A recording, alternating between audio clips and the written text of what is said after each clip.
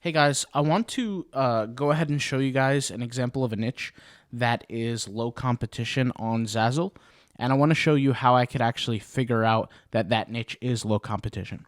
So I searched the keyword wedding here, and this app kind of works dynamically, so it doesn't always give you the exact same results because it's actively searching different areas of Zazzle.com to provide those results.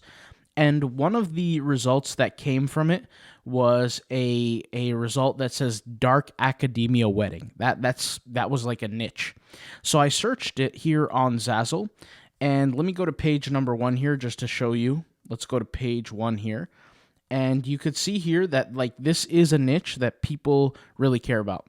And from what I could see here, there's only a few people who are actually creating for this niche, maybe like 2 people, 3 people, and they're hogging majority of this niche.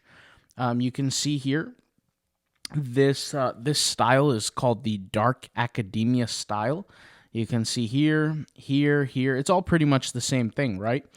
And so that means there's money to be made here. The fact that this person would go out there and create 50, 100, 200 of these different versions means that they're making a boatload of cash here because it's a very low competition but high search. And that's what I use this tool for, Zazzle Genius. I'll leave a link in the description if you want to check it out. But the tool I use is Zazzle Genius, and that's the whole point why I use it, is just to find these low competition niches. But another way that you can kind of verify how to do that, how low in competition and niches, which is the goal, is just look at, first off, who's creating these products. So, for example, if I click on this account, right, let's go ahead and click on this and see. Let's give it a second to load because it does take a little bit of time. We can see this is by Alyssa Ernst Designs, right? And then let's go back here and let's pick a different one. So let's pick, like, for example, this one. Okay, this one looks like it gets a lot of attention. Guess what? It's the same person, Alyssa Ernst Designs. So this is like a little trick that you can look into things. This person, like I said, is creating a lot of these different designs in this low competition niche. I would not be surprised if this exact person uses this exact same tool. And like I said, I searched wedding. It gave me a whole bunch of different niches. One of them was dark academia. I did this live in my last video, so I'll leave a link in the description if you want to check it out. But that is tip number 1, which is if somebody's creating more than one design in a specific niche, probably means they're making a lot of money. Let's give you the second method now. The second method is when you do search that niche, just go to the second, third page, see how long that niche kind of stretches out. I already see weakness in that style of niche here. Like this is page 1. This is not exactly the same exact style as what we saw earlier, which is like here or here or here, right? This is like some sort of botanical. Now, it might be a little bit dark. It might be a little bit like, it might fit the same concept of the niche somewhat, but it's not really the same. Let's go ahead and click on it as well.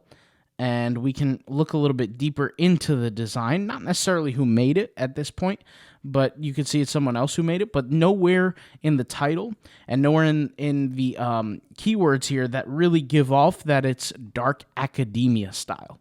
So that's important to me. That means that the algorithm is kind of reaching its endpoint somewhere around here, around that dark academia style, quote unquote. So if that's the case, then that means I have an open market to this niche. And yeah, indeed, if I keep looking here, it's just a bunch of botanical, flowery type images. And I'll give you an example, like this person who's creating all these different designs, which is the same person, they're leaving money on the table. They could be making a lot of money, but they're leaving money on the table because they're creating so many of the same type of design, which is just pretty much a waste of time.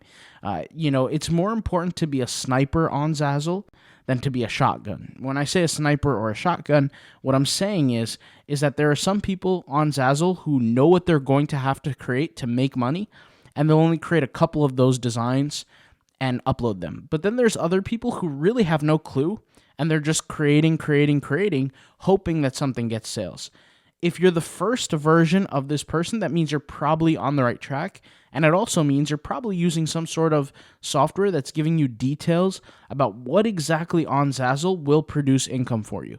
And like I said earlier, it's probably something that's low competition with some sort of search volume. It doesn't need to be high search volume, but some sort of search volume. But if you're probably the second person, which you're just creating and you're really not sure if it's going to get you a sale, like you can't guarantee it, then you might need to restructure your approach. Because you might end up like those people who just never get sales and create thousands of designs, and then you just waste a lot of time, which I can completely understand how people get to that point, because they're just creating stuff. They're hoping that it, does well. They're hoping that somebody's going to take a chance and buy it. But unfortunately, the algorithm doesn't really reward us that kind of way.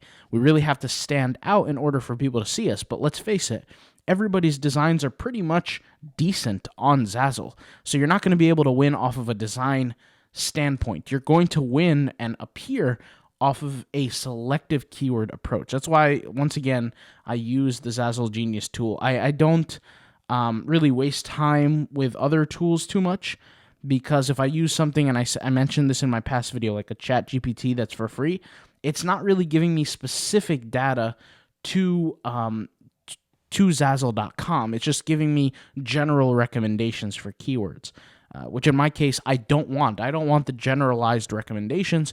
I want very, very specific advice pertaining to my situation.